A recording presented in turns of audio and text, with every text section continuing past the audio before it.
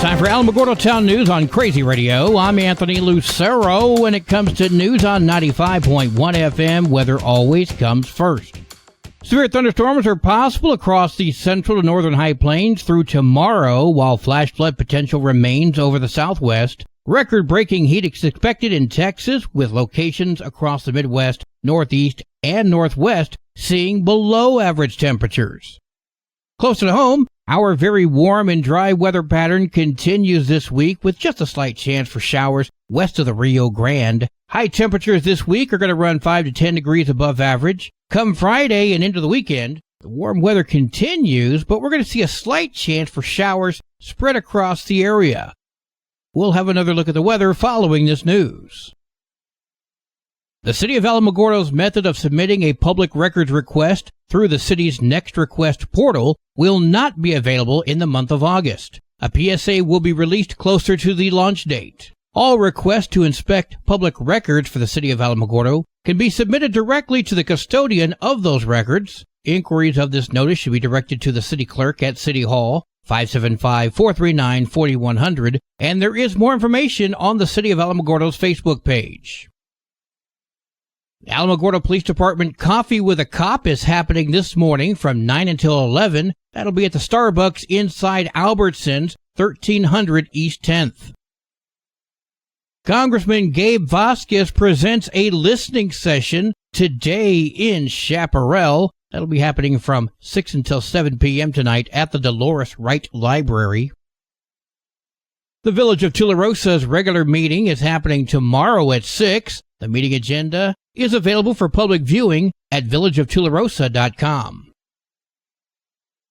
A dance is taking place at the Alamo Senior Center. We spoke with Brittany. It's from 2 to 5. Selma will be playing. It's $5 at the door. Light refreshments such as punch and cookies will be served, and it'll be fun for all. That's happening on Friday. Call 575-439-4150 for more information.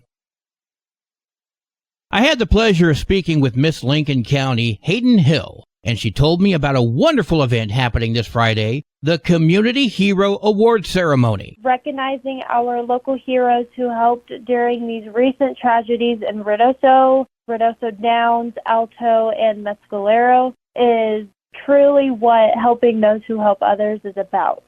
We had such an overwhelming response from the community who nominated 42 people who went above and beyond to help during the fires and floods and the recovery efforts. One of those being recognized is Otero County Commissioner Amy Barella. While it is a huge honor to be able to receive a nomination included with so many people that have done so much for Ruidoso during their disasters, the reason why I'm making this public is because I want to make sure that everybody is able to attend and help support the entire week and thereafter of donations and what we did during the fires to support, the homeowners, the fire departments, firefighters, the pilots, everybody involved. That's this Friday at 6 at ENMU Ruidoso, 709 Meacham. If you took part in this effort but have not been invited, please reach out to Commissioner Barella. Great news from Animal Village NM. You can once again get your dog or cat spayed or neutered for just $65. Sonny Aris told us all about it. In Otero County, that is Paw in Hand on Cuba near Albertsons. In Lincoln County, that is Ruidoso Animal Clinic. The vet will schedule your surgery for you after you have the paperwork from Animal Village NM. Then you'll get your pet spayed or neutered for just $65 instead of hundreds of dollars. AnimalVillageNM.org for details. The Alamogordo Fire Department is currently hiring. This is Lieutenant William Skaggs with Alamogordo Fire Department. Have you ever thought about a career in the fire service? I'm happy to announce that Alamogordo Fire Department is currently accepting applications for the position of firefighter. We offer competitive wages and benefits, as well as pay incentives for experience or lateral firefighter transfers. We also take applications with no experience. As for we provide 100% paid on-the-job training for all of our firefighters. For a full job description or to apply, you can go to alamogordofd.com or the City of Alamogordo website. You can visit Human Resources at City Hall or come by the stations if you have any questions. Our command staff and firefighters will be more than happy to answer any questions and walk you through the process. We hope to see you at our next testing. Well, today is Tuesday. It's time for an introspection with our good friend, Pastor Johnny Walker. Hey, this is Pastor Johnny Walker with this week's introspection. Just something to think about, a little sunshine to put in your pockets. Deeply entangled.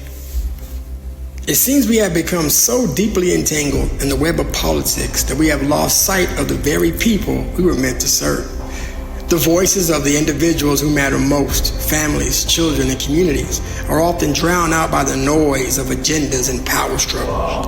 There is nothing more disheartening than being told that decisions are being made in your best interest, when in reality, those making the decisions have never bothered to ask what you truly need. If you are genuinely aiming to create a positive change for our children, then let us engage them directly. Let us open our ears and our hearts, inviting their thoughts and dreams into the conversation. We must remember that solutions should not be dictated from a distance. They should be co-created with input from those who are directly affected. Children have perspectives and insights that often go unrecognized, yet they possess a wisdom that can guide us toward meaningful actions. Let us shift our focus back to the essence of community. Let's cultivate an environment where dialogue is encouraged, where questions are asked, and where every voice, especially those of our children, is valued. Only then can we begin to rise above mere politics and embrace the true spirit of service, understanding and addressing the real needs of the people. Together, we can foster a future that empowers our children, enriches our communities, and restores the faith in the institutions that are meant to support us. Let's remember that it's not just about policies, it's about people, and they deserve to be heard. This is Johnny Walker with this week's introspection. We hope to see you again next week. If you want to see us sooner, we're at 3001 Thunder Road, Sunday mornings, 10:30 for morning worship. You be blessed and be a blessing. News from around the state in just a moment. This is Alamogordo Town News on Crazy Radio. I'm Anthony Lucero. Local news from local perspectives, from local voices. AlamogordoTownNews.org. Local sports, local events, and local happenings and more. Nonprofit owned and operated by Second Life Media. We are Otero County. AlamogordoTownNews.org. Heard daily on Crazy KALH Radio 95.1. Directory Plus is the right size book. It's the book if you need a full book. That's what just one person has to say about Directory Plus. With its red cover, features, colorful yellow pages, and lots more, it's no wonder people all over use Directory Plus. It has so much more information. You can cross-check phone numbers or addresses or pretty much anything.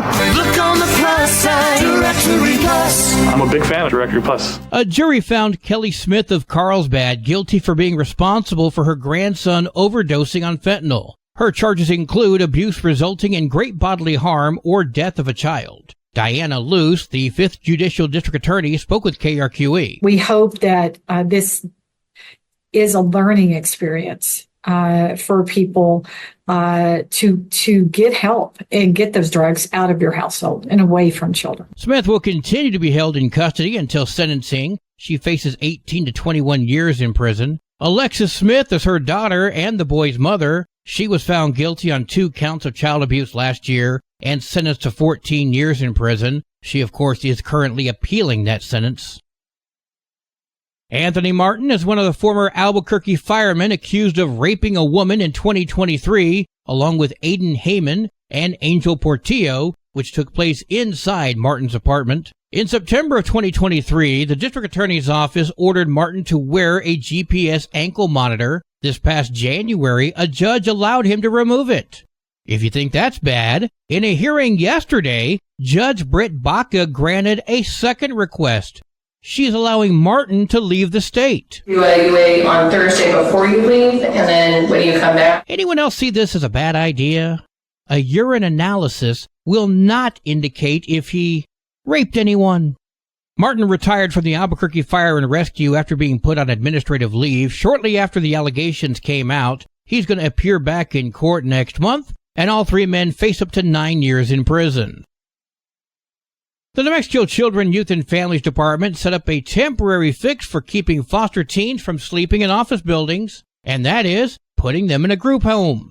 However, they're now facing the reality of the situation, and that is they won't be able to use federal funding to pay for the group home. You see, the federal government believes group homes put foster teens at greater risk of ending up homeless, incarcerated, or addicted to drugs. Meanwhile, CYFD's Cabinet Secretary Teresa Casado says the home is better than the alternative. She spoke with KRQE. We did our best to make it seem like a home, but, when you have to weigh that against staying in an office, I will every day go with the congregate setting for these youth, knowing that we're still really working towards finding appropriate placement for them. Since the opening of the all-male group home in Albuquerque, CYFD says they've had about 9 teens stay at that facility. Some of them found foster homes, while others have returned back to overnight office stays because they said they're putting others at risk. CYFD has set aside $17 million to pay for the multi-service foster home. As of now, 6 kids are at the facility with an average stay of 3 or 4 weeks before being placed in a home.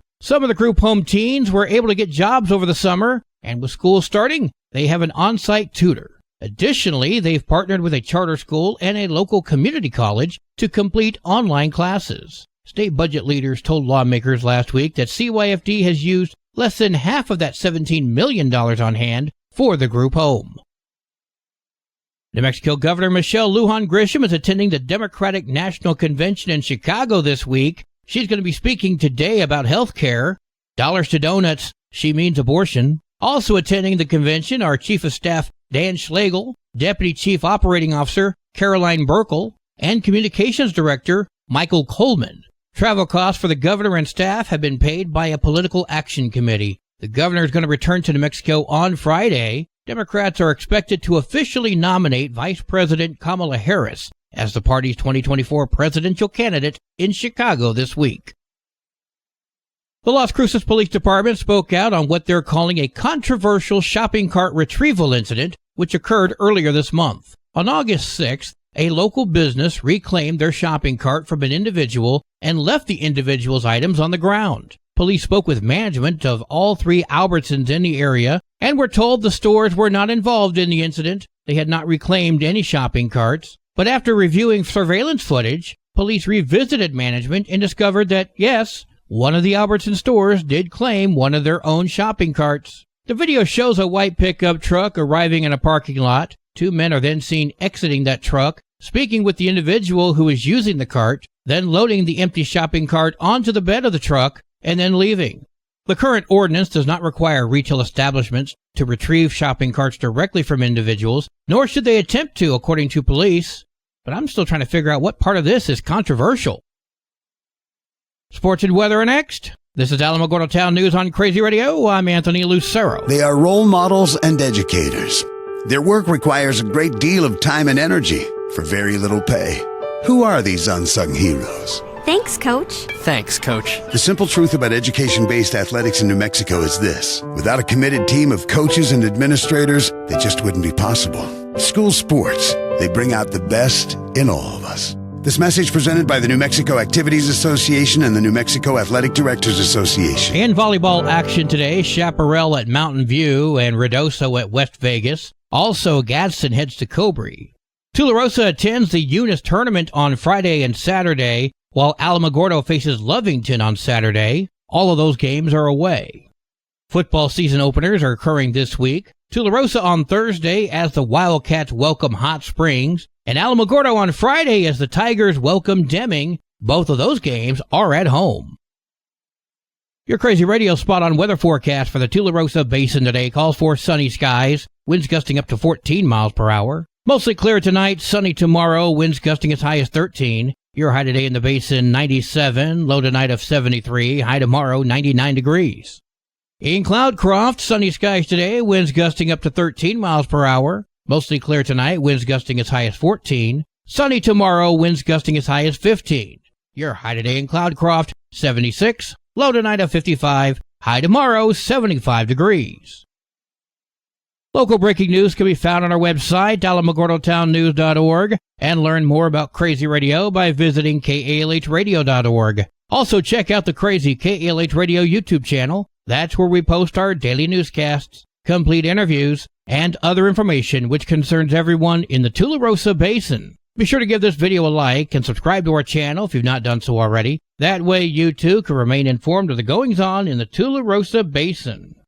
That concludes today's edition of Alamogordo Town News on Crazy Radio. I'm Anthony Lucero.